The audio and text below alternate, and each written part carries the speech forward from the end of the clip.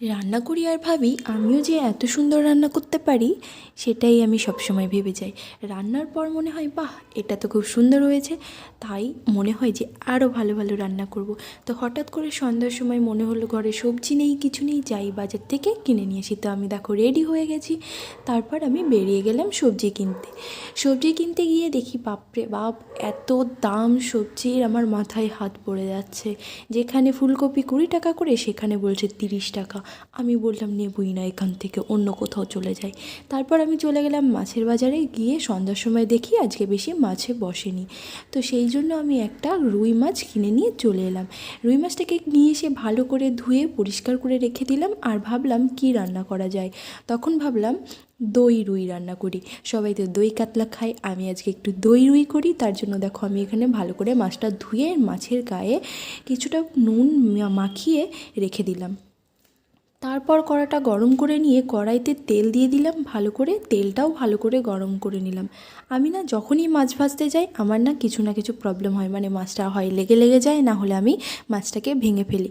সেই জন্য কড়াটা এত ভালো করে গরম করে নিলাম। পরেও কেন জানি না মাছটা আমার সেই লেগে লেগে গিয়েছিলো, কিন্তু ভেঙে যায়নি। যাই হোক, মাছগুলোকে আমি হালকা করে ভেজে নিয়েছি। তারপর ওই তেলের মধ্যেই পেঁয়াজ কুচি অ্যাড করে দিয়েছি, দিয়ে ভালো করে ভেজে নিচ্ছি।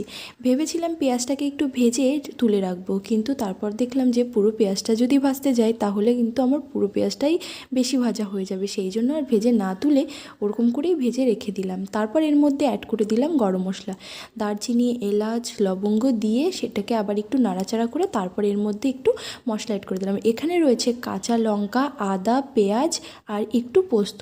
এখানে কিন্তু কাঁচা লঙ্কা দিয়েই আমি তরকারিটা করব, যেহেতু তরকারিটার রঙটা আমার একটু সাদা সাদা হবে তাই, কারণ এখানে আমি হলুদ অ্যাড করব না। তারপর মশলাটা দিয়ে ভালো করে নেড়ে চেড়ে আমি ঢাকা দিয়ে কষিয়ে নিলাম। দেখো কি সুন্দর আমার মশলা থেকে তেল ছেড়ে দিয়েছে। তারপর আমি এটাকে আরেকটু ভালো করে নাড়িয়ে চাড়িয়ে নিয়ে এবার ফেটিয়ে রাখা টক দইটা আমি এর মধ্যে দিয়ে দিলাম। টক দইটা দিয়ে আমি এটা খুব ভালো করে নাড়ছি, যাতে টক দইটা এর সঙ্গে ভালোভাবে মিক্সড হয়ে যায়, না হলে কেমন একটা দানা দানা হয়ে যায়। কিন্তু আমি খুব সুন্দর করে ঘেঁটে নিয়েছি। তারপর দেখো মশলাটা এত সুন্দর কষা হয়ে গেছে, কত সুন্দর তেল ছেড়ে দিয়েছে। তারপর আমি এর মধ্যে পরিমাণ মতো জল দিয়ে দিলাম। জল দিয়ে এটাকে ভালো করে মিশিয়ে নিলাম। মিশিয়ে নিয়ে এবার আমি এটাকে ঢাকা দিয়ে ফুটার অপেক্ষায় রইলাম। তারপর যখন এটা জলটা ভালোভাবে ফুটে উঠেছে তখন আমি ঢাকনাটা তুলে ভেজে রাখা মাছগুলো আস্তে আস্তে দিয়ে দিলাম। ভালো করে মাছগুলো দেওয়ার পর হালকা করে একটু নেড়ে চেড়ে দিয়ে দিলাম, আর অপেক্ষায় রইলাম কখন ভালোভাবে মাছটা রান্না হয়ে যাবে। তো দেখো আমার মাছটা এখানে খুব সুন্দরভাবে রান্না হয়ে গেছে।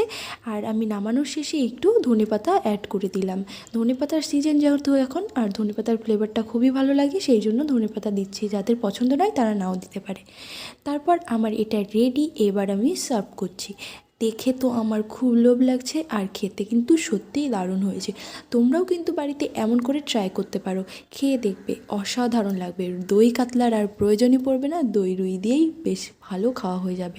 তো ভিডিওটা কেমন লাগলো অবশ্যই কিন্তু কমেন্ট করে জানিও। ভালো লাগলে লাইক করো, শেয়ার করো, আর ফেসবুক থেকে ফলো করো।